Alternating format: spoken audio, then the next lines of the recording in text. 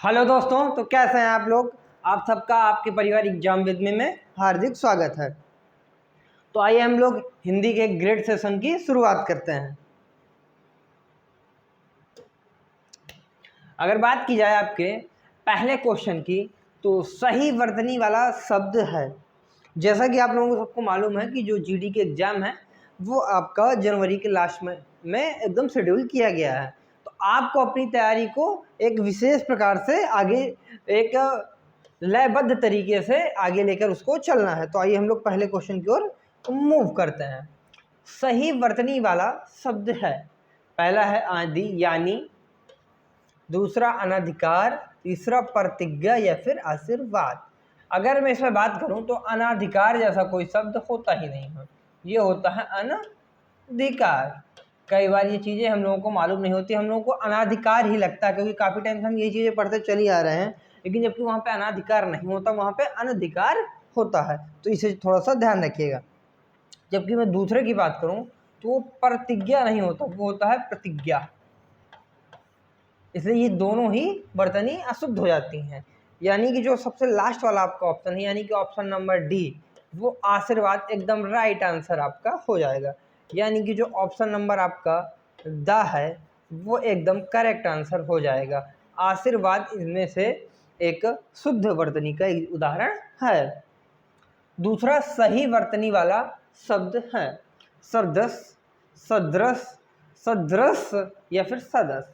अगर इसमें बात की जाए तो ये जो आपका ऑप्शन नंबर ब हो जाता है वो एकदम राइट आंसर हो जाता है। इसको थोड़ा सा ध्यान दीजिएगा।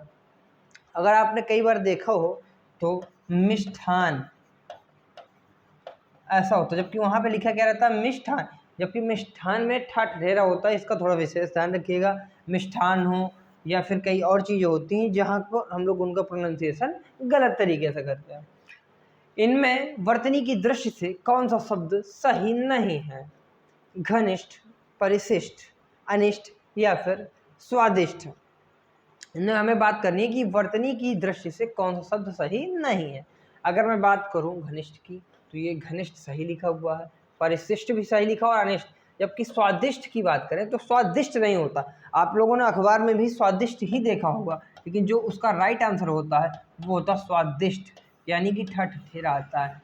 कई बार अखबार में भी ये चीज़ें लिखी आती हैं, तो इसका थोड़ा सा ध्यान रखिए। ये मोस्ट इंपॉर्टेंट क्वेश्चन बनता है आपके जीडी के हिसाब से कि स्वादिष्ट की वर्तनी क्या, शुद्ध वर्तनी क्या है। तो थोड़ा सा इसको ध्यान दीजिएगा, क्योंकि हम लोग ज़्यादातर जो आम भाषा उसमें हम स्वादिष्ट को में लास्ट में टमाटर वाला टाई ही बनाते हैं, जो कि एकदम बिल्कुल गलत आंसर आपका हो जाएगा। अल्पज्ञ का विलोम शब्द, अल्पज्ञ मीन्स मूर्ख या फिर अज्ञानी भी कह सकते हैं आप अल्पज्ञ को। इसमें बात करें अवज्ञ या फिर सर्वज्ञ। सर्वज्ञ मीन्स जो सब कुछ जानता है, जो सब कुछ जानता है उसे हम लोग सर्वज्ञ कहते हैं। तो थोड़ा सा इसका ध्यान दीजिएगा। अगर मैं अभिज्ञ की बात करूं या फिर कृतज्ञ की बात करूं, जो एहसानमंद हो, मतलब एहसान मानने वाला, कि वो मैं उनका बड़ा कृतज्ञ हूँ। कई बार लोग कह देते हैं ना, इसका मतलब मैं उनके एहसानों के प्रति उनका ऋणी हूँ और मैं उनका बहुत कृतज्ञ हूँ। इसलिए जो अल्पज्ञ का विलोम शब्द हो जाएगा वो हो जाएगा ऑप्शन नंबर सा, यानी कि अभिज्ञ। ऑप्शन नंबर सा एकदम राइट आंसर आपका हो जाएगा। अल्पज्ञ का विलोम शब्द जो हो जाएगा वो हो जाएगा अभिज्ञ। तो आइए हम लोग नेक्स्ट क्वेश्चन की ओर मूव करते हैं।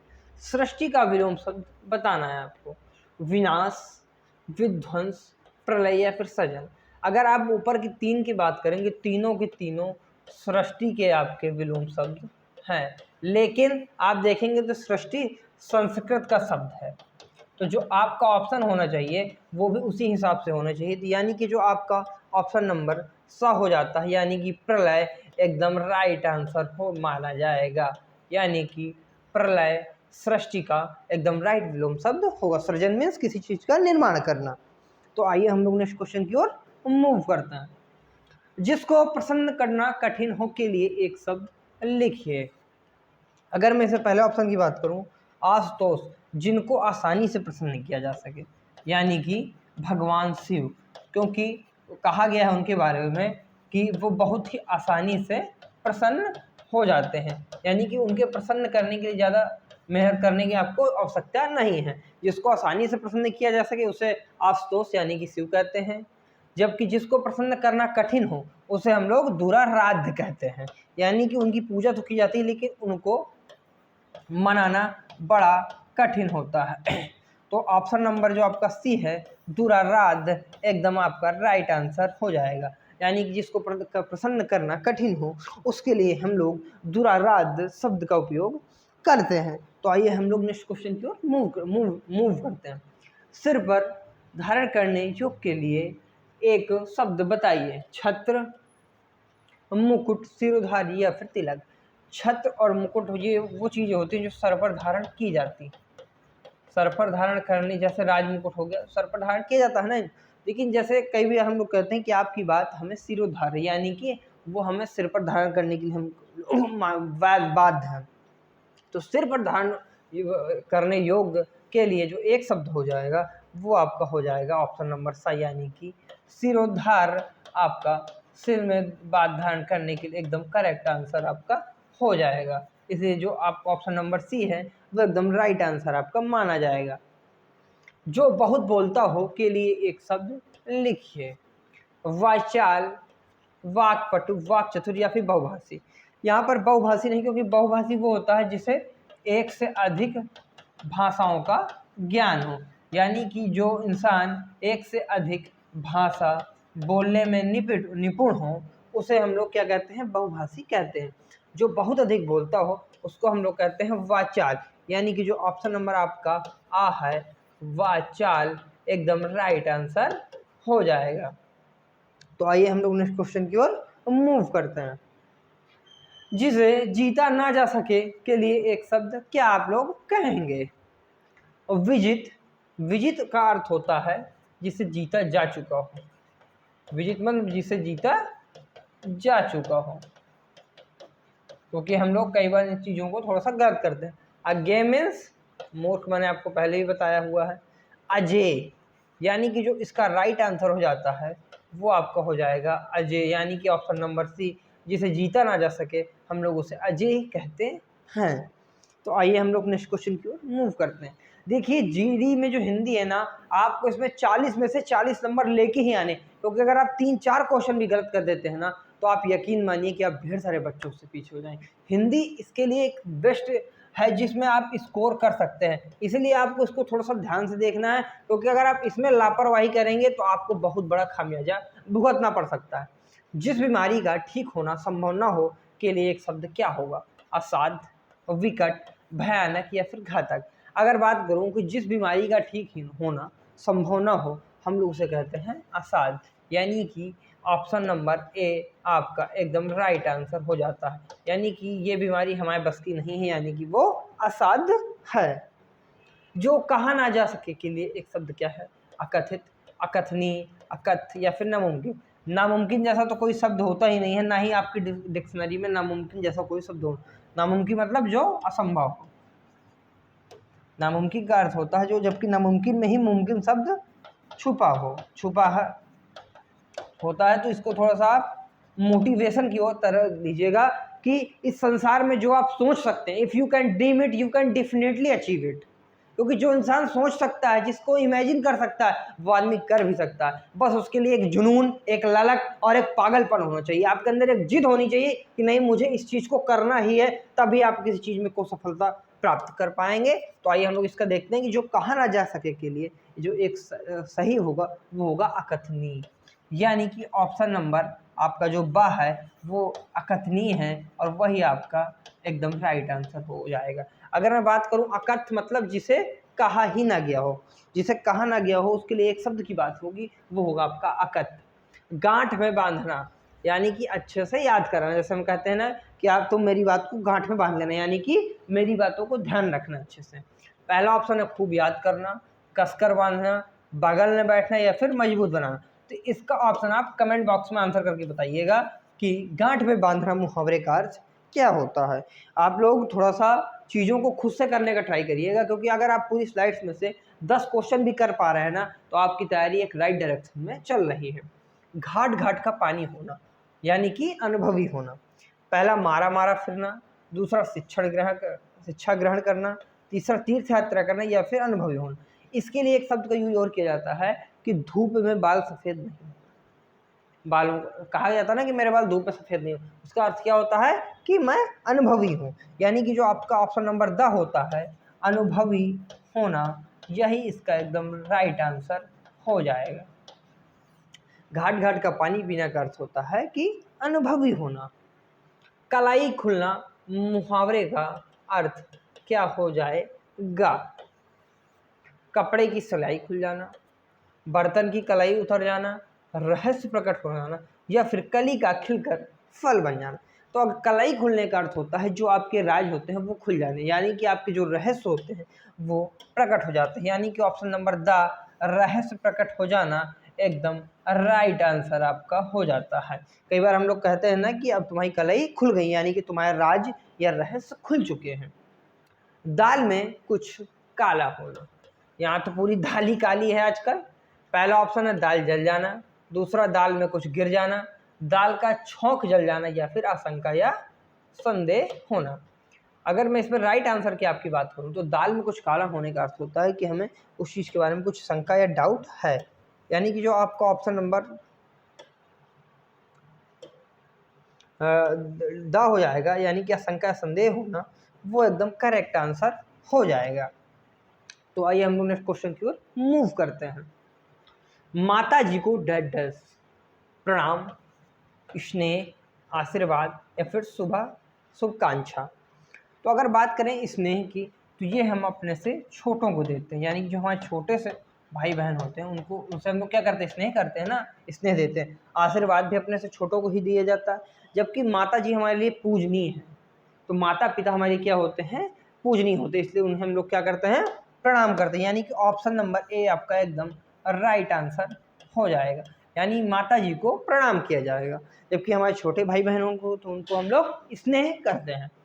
अगर अगले क्वेश्चन की बात की जाए तो देश में भ्रष्टाचार घोर चिंता का विषय है। देश में के बाद यहाँ पर डैश डैश लगा हुआ है, थोड़ा टाइपराइटर गलती कारण आपको समझ में नहीं आया होगा, तो थोड़ा सा इसका ध्यान दीजिएगा कि देश में उगता भ्रष्टाचार, सूरज थोड़े ना है कि उग रहा है, पनपता भ्रष्टाचार, विकसता भ्रष्टाचार, या फिर बढ़ता भ्रष्टाचार। तो अगर आप लोग इस चीज़ को फील कर पा रहे हो, क्योंकि मैंने कई बार आपसे कहा भी है कि जो चीज़ आपको समझ में नहीं है उसे क्या करना है, आपको सिंपली फील करने का ट्राई करना है। आपको उस चीज़ को अपने से जोड़ के जब आप रिलेट करके चीज़ें देखते हैं तो आपको चीज़ें आसानी से समझ आती हैं। यानी कि देश में बढ़ता भ्रष्टाचार घोर चिंता का विषय हो जाएगा। तो आइए हम लोग नेक्स्ट क्वेश्चन की ओर मूव करते हैं। निम्नलिखित में से खिड़की का पर्यायवाची कौन सा है?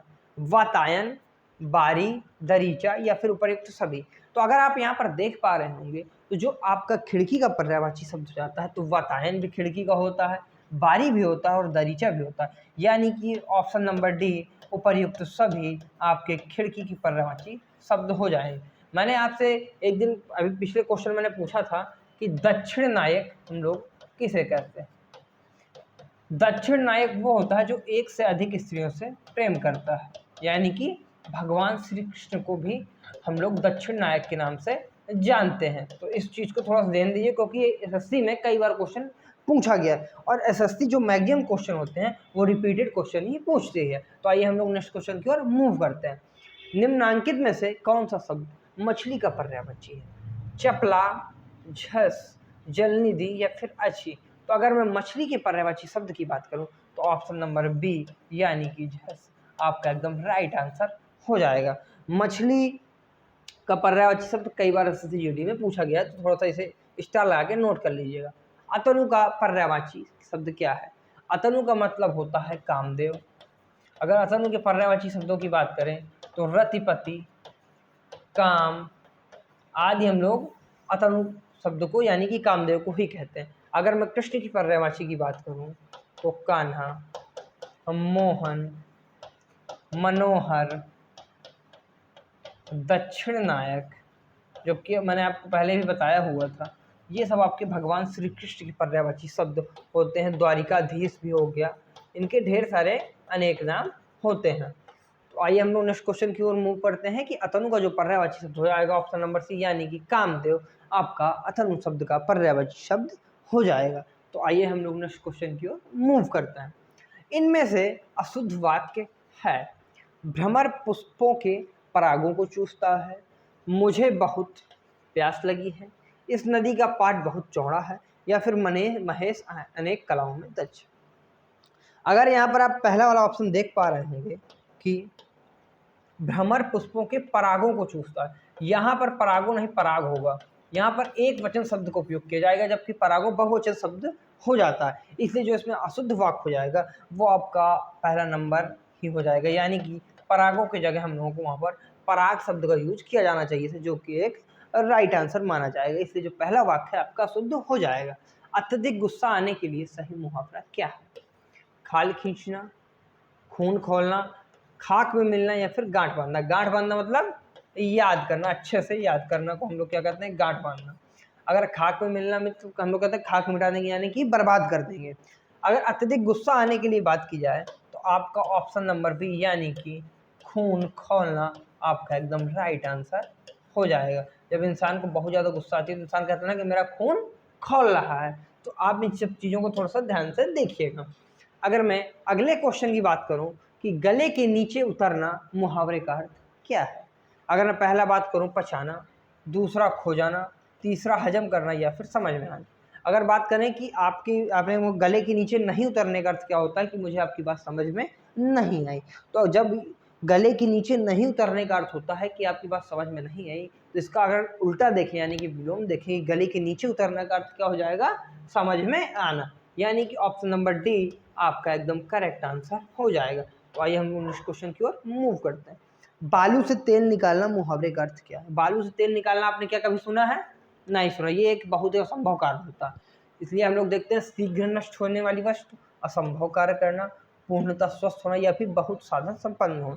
अगर मैं इसमें राइट आंसर की आपकी बात करूं तो असंभव कार्य करना, यानी कि ऑप्शन नंबर जो बी होगा वो आपका एकदम राइट आंसर हो जाएगा कि बालू से तेल निकालना मतलब असंभव कार्य करना। बाछें खिलना से क्या आशय है? जब आपका एसएससी जीडी में सिलेक्शन हो जाएगा तो आपकी बाछें क्या हो जाएंगी? खिल जाएंगी, यानी कि आप प्रसन्न हो जाएंगे। पहला, फसल में फलिया जाना, अत्यंत प्रसन्न होना, या फिर काम पूरा हो जाना, या फिर खिलखिलाकर हंसना। तो इसका जो आंसर है आपको कमेंट बॉक्स में आंसर करके बताना है कि बाछें खिलने का अर्थ आपको क्या होता है।